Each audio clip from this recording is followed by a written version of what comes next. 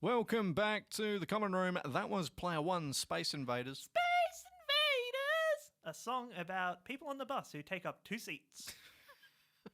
Oh, harsh, but maybe true. I'd never heard that song before, Brayden, if I'm honest. As if I've actually got that song. You've got that song Yeah, it's on my Spotify.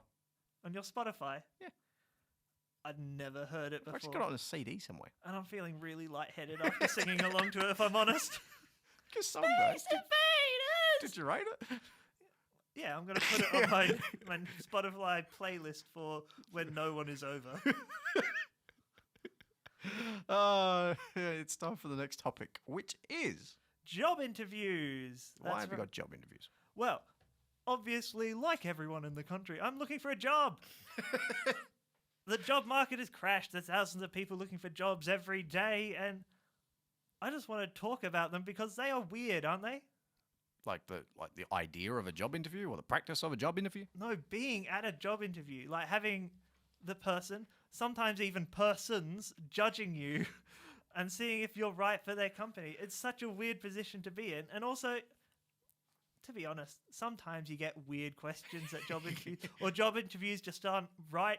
Or, all right, I'll tell you what happened. Last week, I got a call at 9 p.m. Oh, this is in the one. the evening. Yeah, I was here for this. 9 p.m. in the evening for this guy, and I couldn't really understand him. I don't think it was the phone connection. I think he was just really tired because it's a labourer job. Labourers get tired in the evening. I understand that. But he just sounded like out of it. Let me stop you there, though. Who rings at 9 p.m? We literally just finished recording.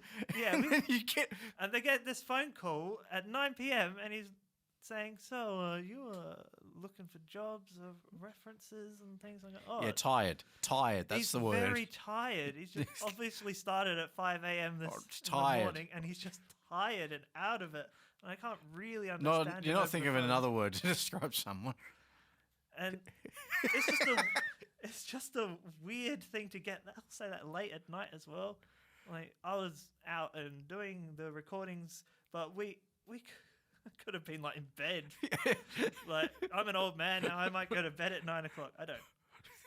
I could. Such a weird... That sounds so dodgy. It does sound dodgy. And he wanted to make sure that I had an ABN because obviously he doesn't want to pay for insurance for any of his employees. Wow. Well, yeah, job interviews are weird. I mean, I've had mostly positive job interviews. There's been one... Big bragger.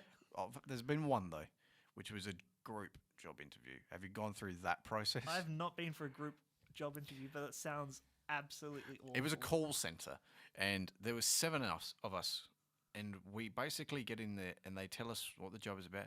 But guess how they started it? They tell you all the ways you can get fired. I'm not joking. What, in the interview itself. Yeah, in the interview, these are all the ways you can get fired. This is how they started. They say, hello, this is what we do, but we want to start off with this. Because basically what they do is they sell the lottery tickets for all those, the research, hospital funds, stuff like that. Yeah. And it was that was the most terrifying interview I've ever had. If you were seen actually like touching your phone, and I mean even just putting it in your pocket, like when you walk in, there was a yellow line where your phone was just not allowed, which I can understand. But even if you were like looking away from your computer for like, I don't know, a minute or something, just basically, we will give you written warnings and stuff like that. And this is the job interview you're talking about. This isn't like your first day induction. This is the job interview. This is the job interview. I'm not going to name the call center. I'm not going to name what lottery they were selling it for. All right. But it was just like the scariest one. And here's the big thing.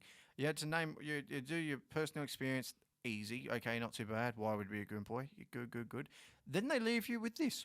Then they say, tell me why I should hire you, basically. And you've got to do it in front of everyone else. So you've got to basically...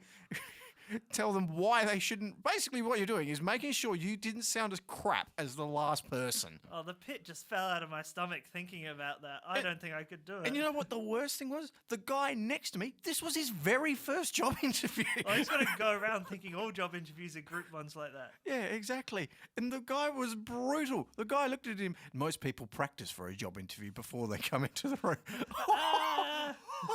My jaw almost hit the floor. I'm actually glad I didn't get the job. Sounds awful. Absolutely toxic. All right, I saw this job online, and this is actually awful. It's for van delivery guy. Van delivery man. van delivery guy. And do you know what? One of the things that you had to, the criteria that they go well presented. One of them was white. I absolutely kid you not, is white and well presentable. What? I got in contact with the job searcher website it's on, and they have not got back to me about this. I don't know if it's a typo. It's got to be a typo. It might be white card or something, but it says must be white and well presentable. Yeah. It's absolutely appalling appallingly racist that's on there, and also I'm pretty sure that's illegal. It is definitely illegal. Yeah. And, usually they hide that sort of racist stuff a lot better. Like must speak English well. Usually they hide it better than must be white. I couldn't believe it when I saw it. But I applied because I desperately need a job. I didn't. I joked there. Oh, my goodness. That's blowing me mind. It blow your mind that still sort of happens. I also hate when you're at a job interview and you're basically being told you've got the job and then things change and you don't get in the job. Nothing worse. And then they say, oh, yeah, we'll hook you up. Maybe we'll call you in a week and we'll organise your first day and stuff. And it's like, cool. And you never get rung back. And then you never hear back and you haven't got a contact for them except for the way that you applied for them, so you can't even contact them to say, oh yeah, remember me, you said I could have a job, please. Well, there's another one, even just being I don't mind a text saying sorry, we got another candidate. That's better than absolute radio silence. It makes you worry that you said something really weird. Yeah, and you don't even need to be told you got the job. I just hate radio silence in general, where you don't even tell you they haven't got the job. If you're going to reject me, fine. Just say was not submitted. I'm used to that. I see many of those every day. Here's another one I have with my sister. So this bakery it's like, oh, right, they give the application and they gave the top 6 applicants, I'm saying air quotes, top 6 applicants a week trial, right? To see how they went, right? She does the week trial, and that was, I think it was at least 20 hours, if not more, of a week. And then they contact her after the trial. Oh, you're too old for the position. Too old. What? You've got the CV with the age, even before this. That's a load of crap. I really hate ageism in these sort of things, because how are you meant to have experience and all this great CV, but also be under 25? And then, it goes the other way too. It's old people get absolutely roasted. Sometimes they've got more experience than anyone. More experience than anyone in. And they're just worried. I'm like, oh, you may drop dead any second, so we can't. So might you if you keep talking like this. It'll deck you. Exactly. It's crap. It's absolute rubbish. No, I really don't agree with the ageism sort of stuff. And you know what I hate most is referees and stuff. Having to think of referees at the interview. That's what I've had. You've had to think of, what do you mean? Well, Don't you meant to have your referees ready before? No, what they said is you read the criteria, you tick off all the lists. And when I'm at the interview, said, oh, can you give us a couple of referees? I'm nowhere before they've said you need referees. So I'm panicking in the interview going, oh no, who do I put? Oh, jeez. And it's sweating and I put these people down and I'm frantically texting them, is it okay if I put who as a referee? I haven't checked it beforehand.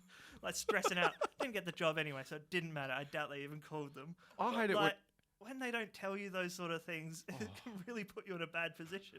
I hate it when you have to get a referee from a place that you've last worked, even though if the place was awful and terrible.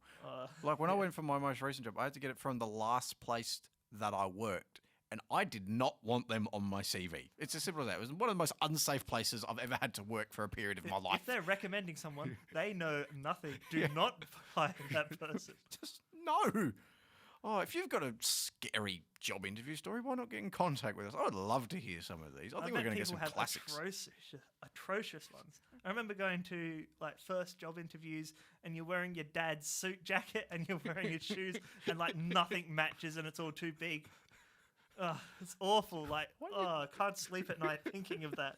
Absolutely awful. I bet there's people out there who's got worse stories than us. Oh, sure. Get in contact with us. We'd love to hear you. You are listening to The Common Room on Unicast.